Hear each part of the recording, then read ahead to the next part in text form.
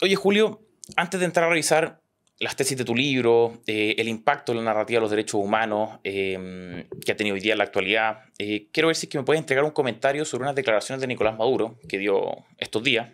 ¿Te parece que partamos con eso? Partamos con la contingencia. Sí, con la contingencia. Oye, ante el levantamiento opositor a Maduro, levantamiento me refiero a la victoria en las urnas de la oposición, las manifestaciones en las calles, Nicolás Maduro anunció la construcción de 2 cárceles de máxima seguridad para, decía él, la reeducación.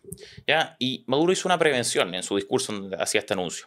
Decía, lo cito, que esto de las cárceles lo va a hacer en el marco de la Constitución y en el marco de las leyes.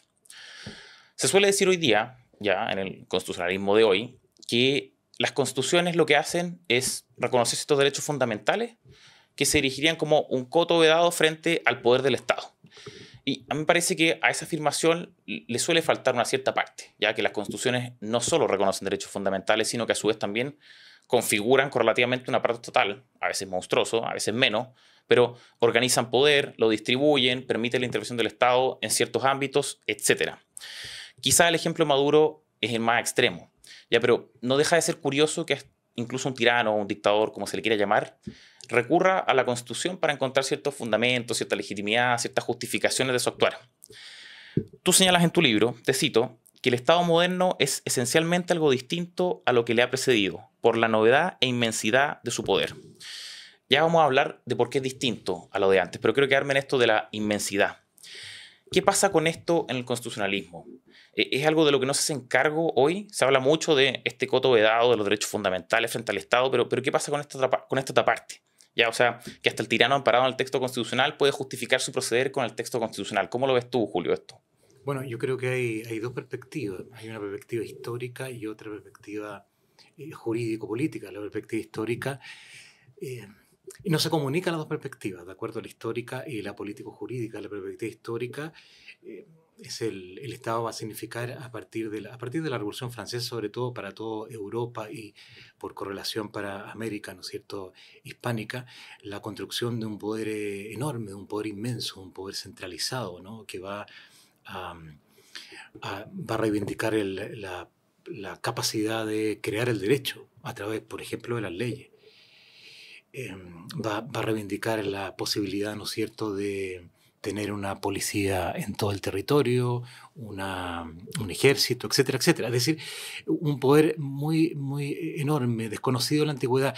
Y eso, yo en mi libro cito muchos autores, ¿de acuerdo?, de muy distintas corrientes, conservadores, liberales, marxistas, el propio Marx, Nietzsche, ¿no es cierto?, mostrando su sorpresa por la creación de este poder inmenso. ¿De acuerdo? Eso es lo histórico. Ahora, lo político-jurídico es distinto, porque lo político-jurídico se teje a partir del discurso del constitucionalismo liberal, de que, y eso ya se encuentra, por ejemplo, en el artículo 16 de la Declaración Francesa de Derechos del Hombre y del Ciudadano. No hay constitución sin separación de poderes ni garantía de los derechos humanos, dice la Declaración de 1789. Es decir, el constitucionalismo responde a un viejo sueño de racionalizar la sociedad a través de una norma o una mega norma dictada del poder. Y eso es la Constitución. Ahora, ¿cómo se vendió la Constitución? ¿Cómo el liberalismo vendió la Constitución? La vendió como un límite al poder, aunque la realidad histórica no fue así, particularmente en los países católicos. Me refiero específicamente a Italia, a España o a Francia.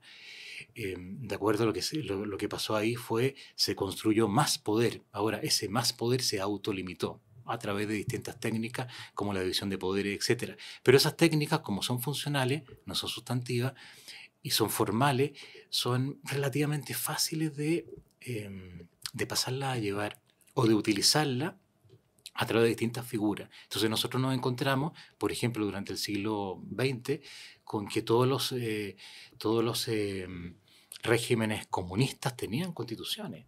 Y uno las va a revisar y tienen división de poderes, cumple con esa formalidad. Y el régimen de Maduro tiene una constitución ahora creada, ¿no es cierto?, por el régimen chavista, es una constitución bastante ridícula en cuanto al ámbito de los derechos fundamentales, por la inmensa cantidad de los derechos fundamentales que reconoce. Si llegara un marciano y leyera la constitución de Venezuela, sin haber vivido en Venezuela, diría, qué paraíso, ¿no?, porque todo el mundo tiene derecho a todo, y no se cumple. Ese es otro problema del constitucionalismo, ¿de acuerdo? Pero efectivamente tiene una constitución, tiene formalmente una división, hay división de funciones públicas, de poderes. Ahora, lo que hace Maduro, pero ya con Chávez, es otra cosa, es que a partir de una división formal, de una distinción formal, de una autolimitación formal del poder que está en la Constitución venezolana, es materialmente unificar ese poder controlando, ¿no es cierto?, colocando personas partidarias del régimen y controlando todo el organismo del Estado, la Asamblea Legislativa, el Tribunal Supremo, el Consejo Electoral, creo que se llama así. El Son Consejo todos Nacional Electoral. absolutamente ideologizados, partidarios de Maduro, partisanos. Entonces no existe un régimen probablemente constitucional en operatividad en Venezuela. Claro, pues eso, Maduro es capaz de desplegarlo haciendo uso de la misma Constitución, ¿cierto? O sea, eso son cosas a las cuales se puede llegar con un texto constitucional, en el fondo, ¿no? Sí, hay un cierto fraude ahí Ya. no estoy hablando del fraude electoral, que también lo hay, ¿no es cierto? Hay un cierto fraude constitucional. Esto lo tratan autores, sobre todo franceses, en la década de los 50, la posibilidad, ¿no es cierto?, de tú utilizar enunciados constitucionales para hacerlos sentir, para hacerlos, ¿no es cierto?, está bien, para hacerlos sentir algo distinto para lo cual ellos fueron establecidos, para, ¿no es cierto?, tergiversar las finalidades de esas instituciones. Por eso fraude constitucional, ¿no? El Poder Judicial, ¿no es cierto?, el Tribunal Supremo, está hecho para hacer justicia, ¿de acuerdo? Claro. No para defender a un gobierno ante cualquier demanda contra el gobierno. El Consejo Electoral está hecho para revisar, ¿no es cierto?, la votación, y no para colocarse a favor del gobierno. Claro, lo proclamó, de hecho, al día siguiente de la elección. Sin siquiera desglosar las mesas, los votos por mesa, digamos. Entonces, claro, ahí tiene un cierto fraude constitucional operando en la Constitución. Y esto, Julio, de la inmensidad del Estado, yo creo que es algo que las personas hoy pueden identificar, son capaces de identificar, ¿cierto? O sea, dicen, oye, si el Estado es grande, eso lo pueden ver las personas, ¿cierto? Pero más allá de que ellos sean capaces de identificarlo, tú en tu libro tienes la tesis, quizás no una tesis, quizás una observación, de que quizás no es tan difícil, o sea, no es tan fácil identificar que para la gente, que antes habían monarcas, antes habían reyes, ya se hablaba del poder absoluto, ¿ya? Y la gente suele decir, oye, ¿cómo es que antes, o sea, cómo es que hoy día puede decirse que el Estado es más grande o que hay más poder concentrado, ya si antes existían reyes? ¿Qué opinas tú de esa afirmación o de ese pensamiento que puede abundar en la sociedad? Es una ignorancia portentosa también. Es una ignorancia portentosa. ¿Por qué una ignorancia? Que el gran problema... Está extendida. Que se difunde desde... Incluso de los manuales de derecho constitucional chileno. Los manuales de derecho constitucional en otros países son más cuidadosos porque conocen más la historia. Pero tampoco quiero hablar mal de los colegas de derecho constitucional. Pero efectivamente tú lo encuentras. Es como un lugar común en Chile sostener eso. Hay un autor, sobre esto se ha escrito mucho y se ha estudiado mucho, pero hay un autor francés, Bertrand de Jouvenel, que tiene un libro magnífico, tiene varios libros, un libro que se llama El Poder, historia orgánica, ¿no es cierto?, de su crecimiento, y otro que tiene sobre los orígenes del Estado moderno, en donde él analiza el crecimiento, particularmente en el segundo libro, el crecimiento del poder del Estado en Francia a partir de la Revolución Francesa. Entonces él dice, la Revolución Francesa quebró muchas cosas. De hecho, la Revolución Francesa lo que hace es quebrar los poderes sociales para dejar solo al poder político, al Estado frente al individuo, pero quebró los poderes sociales. Poderes sociales, Julio, es lo que hoy día entendemos como cuerpos intermedios, más o menos. Cuerpo intermedio ya está, es una palabra que ya está de alguna manera contaminada por el estatismo, ¿no? Cuerpo asociativo, autónomo. Iglesia, por ejemplo. Iglesia, universidades, comunidades locales, familia. De acuerdo, ese es un tema interesantísimo. Pero volviendo al tema de lo que hace la Revolución Francesa cuando quiebra los poderes sociales, y por tanto permite crecer el poder político. Bertrand de Jouvenel sostiene la tesis, pero él de alguna manera la demuestra porque él estudia, ¿no es cierto?, la normativa estatal que se va a crear durante el régimen revolucionario y y con Napoleón, cómo hay una continuidad y un punto donde la Revolución Francesa es un continuo con la monarquía absoluta. La monarquía absoluta francesa lo que hace es intentar absorber ciertos poderes, no todos los poderes sociales, pero sí ciertos poderes, particularmente, ¿no es cierto?, los poderes de las regiones, de los países que se llamaba al interior de Francia, y también, de alguna manera, mm, no absorber, pero sí controlar el poder judicial de los parlamentos. El parlamento en Francia en esa época era el poder judicial, se llamaba así. ¿De acuerdo? Entonces hay una tendencia de centralización por parte de la monarquía absoluta. Lo que hace la Revolución Francesa es profundizar y arraigar esa tendencia a la centralización a niveles, diría, casi infinitos. Y eso es lo que observan los pensadores políticos, insisto, del siglo XIX, de todas las tendencias. Esto está recogido en tu libro. Yo mientras lo iba revisando ahora... Yo cito exacto. a Marx, a Tocqueville, a Donoso Cortés, a Nietzsche, en fin, a una serie de autores, a Constant, una serie de autores que ellos van describiendo su sorpresa, este monstruo que va creciendo, que no lo conocíamos. Bueno, y ahora estamos acostumbrados. Y como estamos acostumbrados a algo que es absolutamente antinatural y de alguna manera antipolítico, que es que a través de la ley tú puedes hacer cualquier cosa. ¿Por qué la ley? Porque la ley, y porque la ley tiene una capacidad jurídica, la ley moderna, que es muy distinta a la ley antigua, a la ley, vamos a decir, premoderna, el mismo nombre, la lex romana, por ejemplo, el mismo nombre, pero conceptualmente es muy distinta. De la ley moderna, tú puedes hacer lo que quieras, ¿de acuerdo? Y por eso tenemos estas leyes absurdas. En diversos países de Occidente, pero también en Chile, porque tú vas a tener una ley, puedes hacer lo que quieras, puedes regular lo que quieras, puedes imponerle, no hay... es irreductible a cualquier libertad. No hay espacios de libertad frente a la ley. La ley puede hacer lo que quiera, sí, en el nombre de la libertad incluso, ¿me entiendes? Entonces, pero esto nace del concepto de ley de la Revolución Francesa. Quiero hablar justo de eso, Julio. Vamos a ir pimponeando, como se dice, entre contingencia, entre tu libro, porque se van mezclando. Oye, hace 2 meses publicamos aquí en FNM una columna tuya, ¿ya?, que ha sido vista ya por más de 40.000 personas, totalmente relacionada con que era sobre el papel del exfiscal nacional Jorge Abbott, ¿ya?, en la persecución punitiva en el contexto, como decíamos antes, del mal llamado estallido social.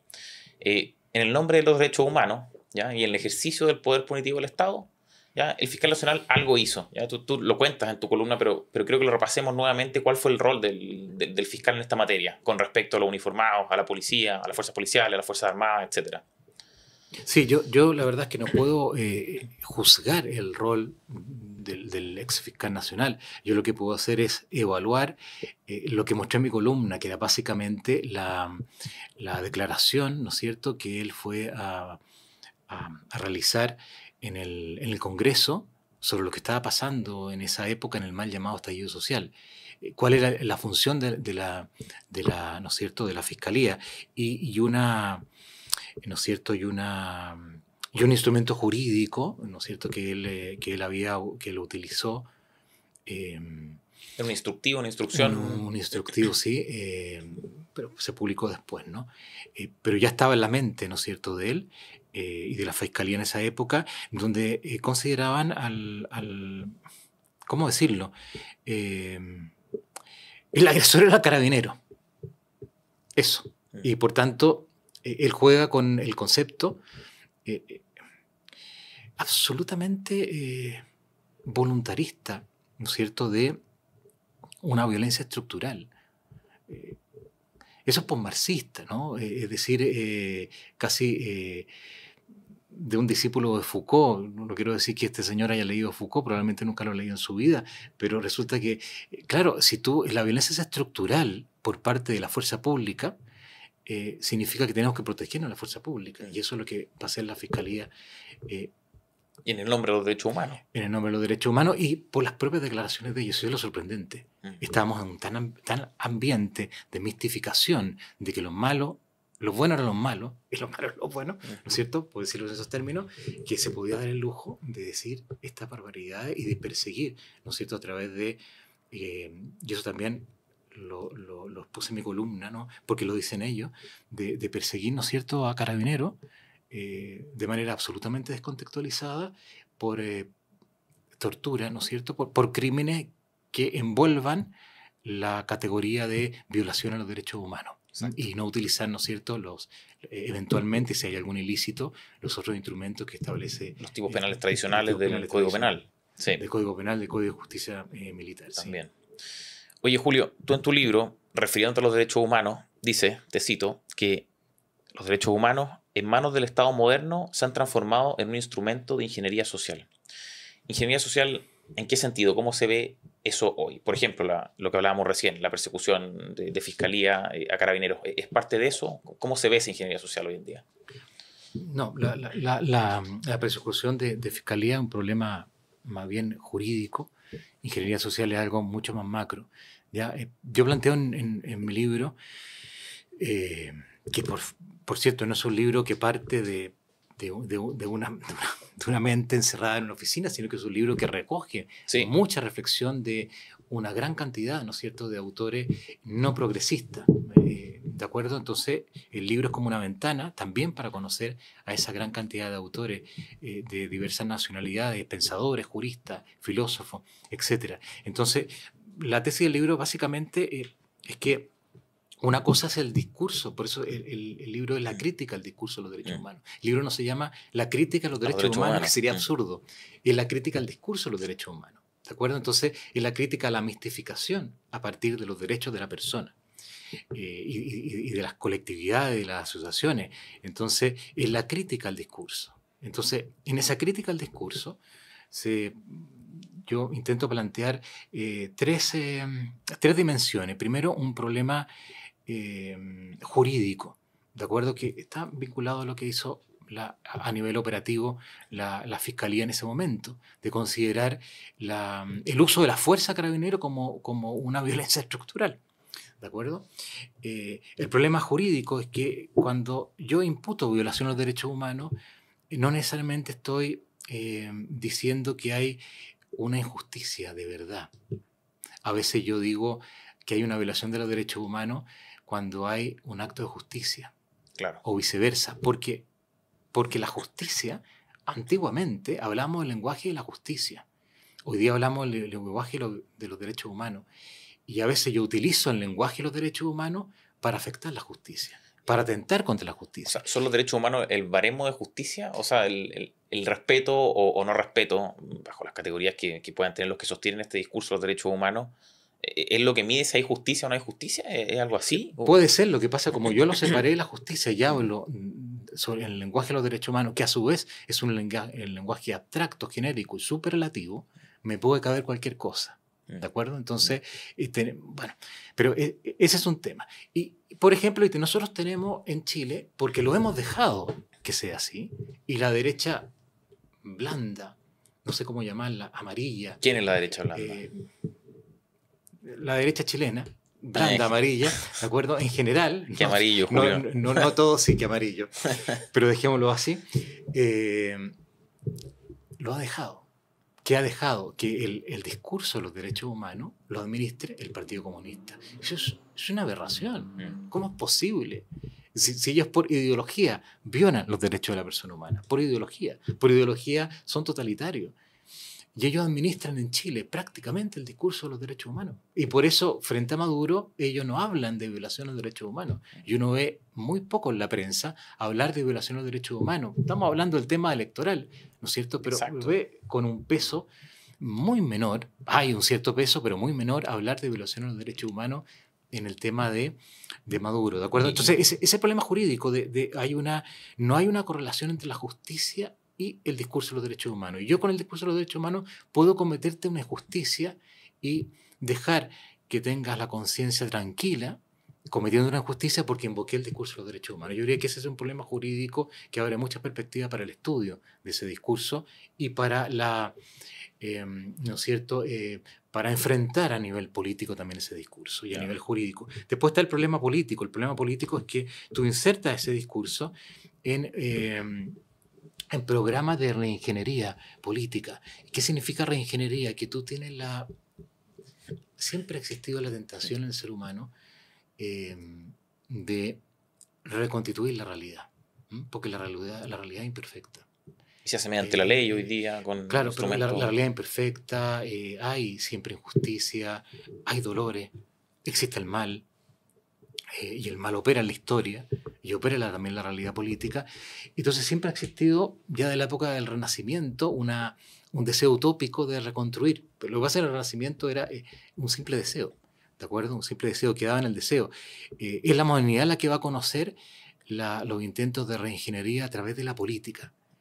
El liberalismo europeo del siglo XIX, cualquier cosa que, más allá de lo que en los textos, era un intento de reingeniería, ¿de acuerdo? Con un concepto muy específico de libertad. ¿De acuerdo? Era un intento de reingeniería a partir del Estado. Eso es muy divertido.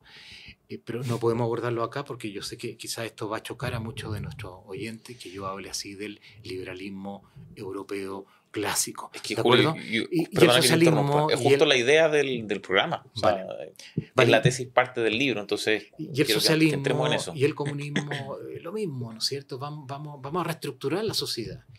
Pero siempre esa reestructuración va a partir de esa tesis liberal que no todos los liberales, pero en general, ¿de acuerdo? De que tú la sociedad la construyes, la sociedad se pacta, se funda en un contrato, y es donde dejamos de lado, por tanto, la naturaleza social del ser humano. Cosas anteriores, en fondo, a cualquier contrato, a cualquier pacto que se La pueda hacer. mentalidad, los temperamentos de un pueblo, las tradiciones, las costumbres, el papel orgánico, ¿no es cierto?, de las instituciones naturales, etc. ¿De acuerdo? Pero y es el problema político de los derechos humanos, es decir, yo inserto ese discurso como instrumento de una reingeniería social. Por ejemplo, la Declaración Francesa de los Derechos del Hombre y el Ciudadano, que tú tienes incluso simbólicamente, fue, ¿no es cierto?, escrita, fue manifestada, fue expresada en tablas de la ley. Tú estás sustituyendo la ley de Dios en tablas de la ley, ¿no es cierto? Es muy entretenido el tema de la simbología de la Revolución Francesa. ¿De acuerdo? Bueno, y eso es a nivel político. Yo voy a utilizar para hacer una reingeniería social el lenguaje de los derechos humanos. Lo mismo sucede hoy día con el lenguaje de la no discriminación, que es un lenguaje de los derechos humanos. Sí. Yo voy a ir destruyendo muchas cosas que si yo te lo digo de manera expresa, tú te vas a espantar. ¿Cómo hago que no te espante? Yo te voy a levantar el lenguaje de los derechos humanos. Oye, yo te voy a destruir, ¿no es cierto?, con el tema de la no discriminación. Entonces, si tú quieres estar a favor, ¿no es cierto?, de la discriminación, no puedes estarlo porque estás violando los derechos humanos. Entonces yo utilizo eso para destruir la familia, para destruir una serie de instituciones tradicionales en las cuales se ha forjado nuestra civilización. ¿De acuerdo? Entonces esa es la parte política. Y después la parte... entonces tenemos un problema jurídico, un problema político, ¿de acuerdo? Y tenemos un problema metodológico, ideológico y metodológico, porque, que es un correlato a lo anterior, porque claro, el discurso de los derechos humanos supuestamente fue hecho para proteger los bienes del hombre. ¿Qué pasa cuando utilizo el discurso de los derechos humanos para destruir los bienes del ser humano? ¿No es cierto? Para agredir al género humano. ¿Qué pasa? Y es un problema metodológico e ideológico. ¿De acuerdo? Un poquito, esas son a grandes rasgos las tesis del libro. Oye, perdón si me excedí. No, está perfecto. Pues es la idea, tenemos tiempo, el libro es largo, son más de 700 citas además, 40 páginas de bibliografía, o sea, está bien. Seguramente, a ojos de quienes se identifican en la derecha, vamos a hablar de la derecha para simplificarlo, ya pongamos ahí a liberales, conservadores, tradicionalistas, libertarios, de nuevo una simplificación, pero quienes se identifican en ese sector ven esta reingeniería social. Muchos, no todos, hay políticos que no, hay políticos que son parte de ella, pero muchos ven que existe esta reingeniería social desde la izquierda, ¿ya? O lo ven con ciertos derechos que se asocian, por ejemplo, a la izquierda, ¿ya? Pero tú, esto de la reingeniería social, y yo creo que lo expusiste aquí recién, no lo ves como algo en el eje de derecha a izquierda, ya baja un poco más allá y menciona ciertos derechos que uno hoy podría decir, oye, esto no es algo como reingeniería social o no es algo de una construcción de la izquierda, como por ejemplo la propiedad. ¿Se puede ver reingeniería social hoy con el derecho de propiedad? ¿Sí? ¿Y cómo? ¿Cómo crees tú que podríamos estar estando presos de ella? Cuéntame un poco de eso. Sí, lo que pasa es que es el viejo sueño marxista, ¿no?, clásico, de abolir la propiedad privada y de ese sueño de abolir la propiedad privada, porque es un sueño, ¿no? No se puede abolir en la práctica.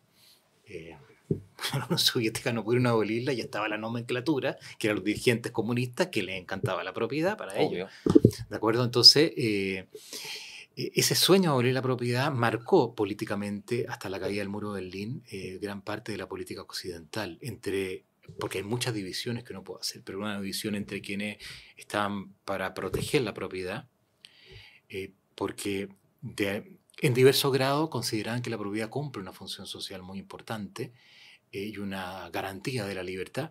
Y ahí tenemos muchas corrientes que pueden discutir entre ellas, pero básicamente apuntan a esa defensa de la propiedad.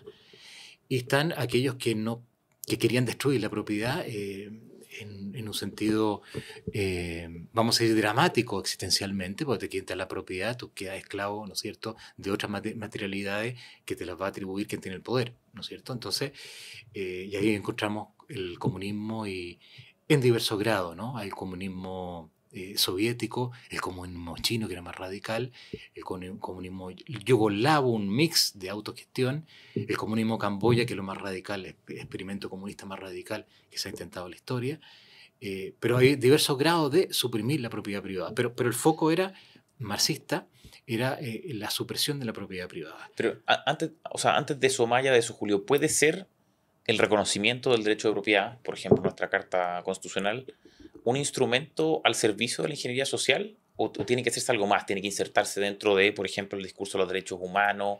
O sea, hoy día digo, hoy tengo derecho a propiedad, está reconocido por mi Constitución, perfecto. ¿Pero puede haber un problema detrás de eso? ¿O la función social, por ejemplo? No, a ver, ya, es que entiendo, Francisco. Sí, quizás me expliqué mal. No, está bien, es que entiendo lo que va. A ver si entiendo lo que va. Esto del discurso de los derechos humanos, que es un fenómeno moderno, ¿de acuerdo? Tan básico como decir, en la modernidad se reconocen los derechos humanos porque hay declaraciones, lo que es un juicio bastante básico, y por tanto antes no se reconocían porque no hay declaraciones, claro. Es un juicio bastante elemental, tonto, digamos, pero si tú partes de eso, uno puede hacer una segunda mirada y decir, mira, en las declaraciones hay derechos que existen, que son verídicos, y hay incluso en ciertos espacios hay una evolución en la profundización de ciertos derechos, por ejemplo, el debido proceso, claro. ¿De acuerdo? O la intimidad, que antes no existía el Estado, no existía la policía, etcétera, y que hoy día es sumamente importante, ¿de acuerdo? Entonces, digamos, no hay que ser maniqueo en esto de que está todo, porque ninguna realidad es así. Está todo malo o todo bueno. Claro. ¿De acuerdo? El problema de los derechos humanos es la inspiración filosófica. ¿De acuerdo? La inspiración filosófica igualitaria y emancipatoria. Ese es el problema de los derechos humanos. En la medida en que el discurso se inspira más profundamente, más radicalmente en esa filosofía, es que tenemos estos problemas políticos, jurídicos y metodológicos. Pero podemos hacer un esfuerzo y no interpretarlo de ese otro modo, no interpretarlo, digamos, de manera dañina, y se nos van a aparecer derechos que están bien regulados, que podemos interpretarlos bien.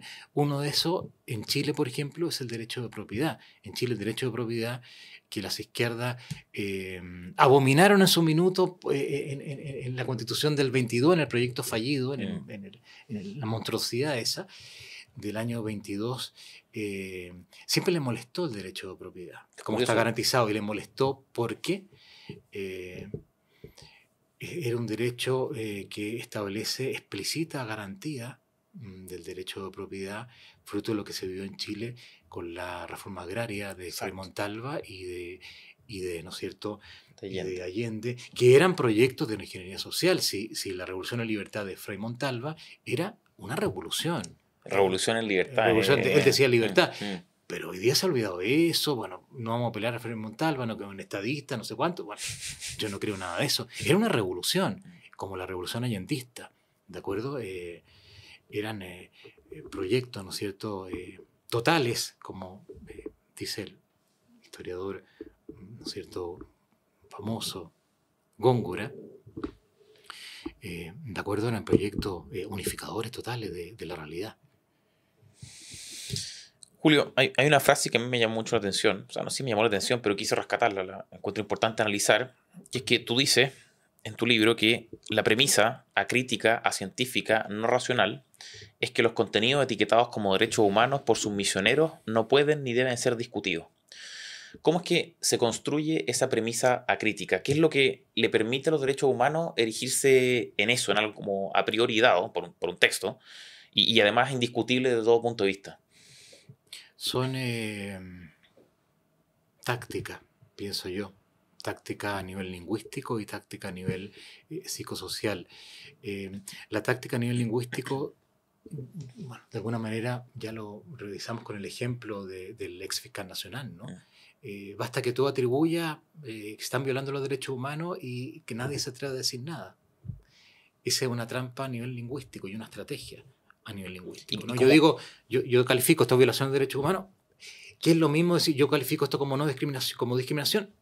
¿Y cómo llegamos a eso? ¿Cómo llegamos a que los derechos humanos sean un arma arrojadiza? Que yo la tiro sobre el debate y digo, oye, están fritos, o sea, contra esto no pueden, aquí no pasan. ¿Cómo se construye esa premisa crítica? Bueno, esa premisa crítica se construye partiendo de la base de que estamos en una sociedad de alguna manera dispersa moralmente, ¿no? No hay un fundamento moral, eso es propio de la posmodernidad, no hay un fundamento moral, no quieren que exista un fundamento moral ¿no es cierto?, como base política y como, digamos, como modelo de conducta personal. El viejo lenguaje de las virtudes y los vicios, de alguna manera ha perecido y eso me permite transformar incluso los vicios en virtudes. Pero es algo muy racional y razonable que siempre existió ya de la época de los griegos, ¿no? El lenguaje, hablemos de las virtudes y los vicios. Entonces hemos dejado el lenguaje y la virtud de los vicios por nuestra propia educación, que ya no los transmitimos incluso, y nos centramos en el lenguaje de los derechos humanos que vienen a sustituir el antiguo derecho natural, ¿de acuerdo? Y vienen a sustituir el lenguaje de la justicia. Y como no hay una base común moral, no hay reconocida una base común, es como tú dices, se convierte en una arma antojadiza porque no tienes una base común donde anclar ese discurso. Y que se arroja, o sea... Y por eso, pero esto es una discusión que se dio después de la Segunda Guerra Mundial, en órganos de las Naciones Unidas, cuando se redactó la Declaración de Derechos Humanos del año 1948 y comenzó la discusión. Y la discusión consistía en lo siguiente: ¿cuál es el fundamento de los derechos humanos? ¿De acuerdo? Y una discusión muy grande. Porque tú puedes tener, porque claro, tú hablas de derechos humanos, derechos del hombre, pero de alguna manera eso va a depender del concepto que tengas de hombre. ¿De acuerdo? Tú puedes tener un concepto materialista del ser humano, un concepto espiritualista del ser humano. Y los derechos se van a tejer, muchos derechos se van a tejer de manera distinta, con un sentido distinto, con un alcance o con una proyección diversa, de acuerdo al concepto que tú tengas del ser humano. Y se acordó no tocar el fundamento. No tocar el fundamento. Incluso hay textos de autores famosos, Bobbio, Maritain, para nombrar dos, uno cristiano y otro socialista, maestro del pensamiento socialista italiano. No toquemos los fundamentos. Si tocamos los fundamentos nos vamos a pelear. Entonces no toquemos los fundamentos. Y como algo queda sin fundamento, tú lo vas. Queda esa arma arrojadiza que puede utilizarse de manera diversa, ¿de acuerdo? Pero también otro elemento que permite esta utilización de los derechos humanos tan arbitraria es que nosotros mismos no cultivamos ese juego de tener claro el concepto de ser humano. Si lo tuviéramos claro, esta arma no podría ser arrojada, al menos con tanta facilidad. Claro. Oye, y Julio, dado que existe esa premisa, o sea, esto de la indiscutibilidad de los derechos humanos, ¿no es eso mismo un incentivo a tender a categorizar todo bajo este paraguas de los derechos humanos? O sea, dado que es tan efectiva como arma, voy incluyéndolo, voy metiéndolo todo hasta que se convierta, no sé, en algo irreconocible. ¿No es eso lo que pasa? Bueno, es que ya está irreconocible. Ya está irreconocible. En cierto estrato, el discurso de los derechos humanos, yo insisto, no los bienes de la persona, no los derechos de las personas, sino que el discurso de los derechos humanos es un arma, ¿no es cierto?, para destruir al género humano, para disolver al género humano. ¿De acuerdo? Eso se ha convertido. En eso estamos, en esa etapa estamos. En esa faceta del discurso de los derechos humanos estamos. Vamos a destruir al género humano. Queremos destruir al género humano. ¿De acuerdo? Entonces, y yo utilizo el lenguaje para eso, los derechos humanos. Es una paradoja. Es la misma, bueno, tampoco hemos cambiado tanto, la misma paradoja. Quienes más hablaban de los pobres en la época del comunismo eran los comunistas. Sí, y era el comunismo un fabricante de miseria, y hablaba más de los pobres. Entonces, ahora, eso es posible porque de alguna manera ese discurso coloniza los sectores de la sociedad que deberían reaccionar. Entonces tú tienes... ¿Cuáles son esos sectores que no reaccionan? La centro derecha. Entonces... ¿Pero son solo políticos, por ejemplo? ¿Son solo gente con cargo de autoridad, el diputado X de la centro derecha, o hay también más allá de eso? No, más allá, ¿no? Más allá. Más allá, no solamente los políticos. Si todos los políticos fueran inteligentes, te diría que son solamente los políticos. Como no es así, claro, hay gente detrás de los políticos. Ahora, muchos políticos se rigen por olfatean el poder o donde creen que están en el poder y van, ¿no es cierto?, desplegándose o replegándose. Pero acá hay una cierta debilidad, ¿no es cierto?, de quienes deberían defender el orden, de quienes deberían defender la familia, de quienes deberían defender, ¿no es cierto?, la estructura básica de la sociedad, una debilidad frente a estos ataques que se realizan en nombre de los derechos humanos. Entonces nosotros tenemos casi el discurso poblado en materia de derechos humanos por esta gente que quiere destruir el género humano. ¿De acuerdo? Y lo digo, podemos tratarlo después, pero lo digo con mucha conciencia de causa.